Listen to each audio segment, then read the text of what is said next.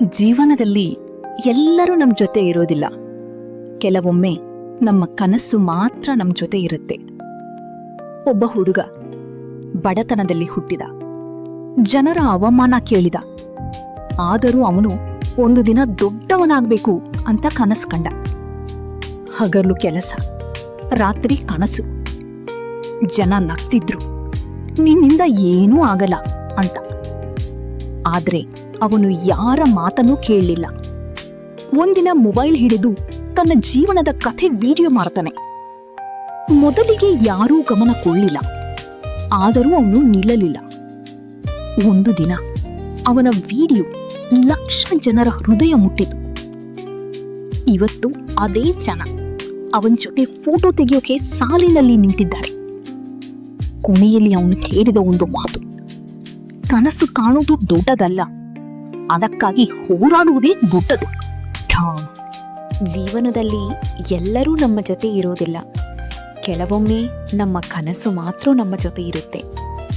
ಒಬ್ಬ ಹುಡುಗ ಬಡತನದಲ್ಲಿ ಹುಟ್ಟಿದ, ಜನರ ಅವಮಾನ ಕೇಳಿದ.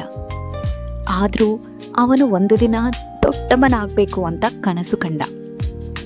ಹಗಲು ಕೆಲಸ, ರಾತ್ರಿ ಕನಸು.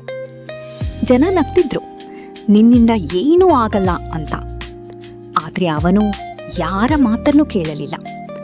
ಒಂದಿನ ಮೊಬೈಲ್ ಹಿಡಿದು ತನ್ನ ಜೀವನದ ಕತೆ ವಿಡಿಯೋ ಮಾಡ್ತಾನೆ. ಮೊದಲಿಗೆ ಯಾರೂ ಗಮನ ಕೊಡಲಿಲ್ಲ. ಆದರೂ ಅವನು ನಿಲ್ಲಲಿಲ್ಲ. ಒಂದು ದಿನ ಅವನ ವಿಡಿಯೋ ಲಕ್ಷ ಜನರ ಹೃದಯ ಮುಟ್ಟಿತು. ಇವತ್ತು ಅದೇ ಜನ ಅವನ ಜೊತೆ ಫೋಟೋ ತೆಗೆಯಕ್ಕೆ ಸಾಲಿನಲ್ಲಿ ನಿಂತಿದ್ದಾರೆ. ಕೊನೆಯಲ್ಲಿ ಅವನು ಹೇಳಿದ ಒಂದು ಮಾತು: ಕನಸು ಕಾಣೋದು ದೊಡ್ಡದಲ್ಲ, ಅದಕ್ಕಾಗಿ ಹೋರಾಡೋದೇ ದೊಡ್ಡದು. ಓದಿನ ಶಕ್ತಿ, ಪುಸ್ತಕ, ತಾಳ. ಜೀವನದಲ್ಲಿ ಹಣ ಕಳೆದುಕೊಂಡರೆ ಮತ್ತೆ ಸಂಪಾದಿಸಬಹುದು, ಆದರೆ ಸಮಯ ಕಳೆದುಕೊಂಡರೆ ಮತ್ತೆ ಸಿಗೋದಿಲ್ಲ. ಒಂದು ಹಳ್ಳಿಯಲ್ಲಿ ಒಬ್ಬ ಬಡ ಹುಡುಗ ಇದ್ದ. ತಂದೆ ರೈತ, ತಾಯಿ ಕೂಲಿ ಕೆಲಸ. ಮನೆಯಲ್ಲಿ ಬಡತನ ಇದ್ದರೂ ಅವನಿಗೆ ಓದಬೇಕು ಅನ್ನೋ ಆಸೆ ತುಂಬಾ ದೊಡ್ಡದು. ಬೆಳಗ್ಗೆ ಶಾಲೆ, ಸಂಜೆ ಹೊಲದ ಕೆಲಸ, ರಾತ್ರಿ ಮನೆಯ ಮುಂದೆ ಇರುವ ಸಣ್ಣ ದೀಪದ ಕೆಳಗೆ ಓದು. ಕೆಲವರು ನಗುತ್ತಿದ್ದರು, ಎಷ್ಟು ಓದಿ ಏನು ಮಾಡ್ತೀಯಾ ಅಂತ.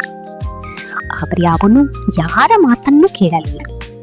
ಯಾಕಂದ್ರೆ ಅವನಿಗೆ ಕೊಟ್ಟಿತ್ತು ಓದಿ ಜೀವನ ಬದಲಿಸೋ ಶಕ್ತಿ. ಸಫಾಯ ಗುಡ್ಡುವಿನ ಪರೀಕ್ಷೆ ಬಂತು. ಅವನು ಹಗಲು ರಾತ್ರಿ ಓದಿದ. ಸ್ನೇಹಿತರು ಆಟ ಆಗುತ್ತಿದ್ದಾಗ ಅವನು ಪುಸ್ತಕ ಹಿಡಿದು ಕುಳಿತಿದ್ದ. ಜನ ಹೇಳ್ತಿದ್ದರು, ಜೀವನದಲ್ಲಿ ಲಕ್ಕಿ ಬೇಕು ಅಂತ. ಆದರೆ ಅವನು ಹೇಳಿದ, ಲಕ್ಕಲ್ಲ, ಕಷ್ಟಪಟ್ಟು ಓದಿದವರಿಗೆ ಗೆಲುವು ಸಿಗುತ್ತೆ. ತಿಂಗಳುಗಳು ಕಳೆದವು. ಫಲಿತಾಂಶದ ದಿನ ಬಂದಿತು.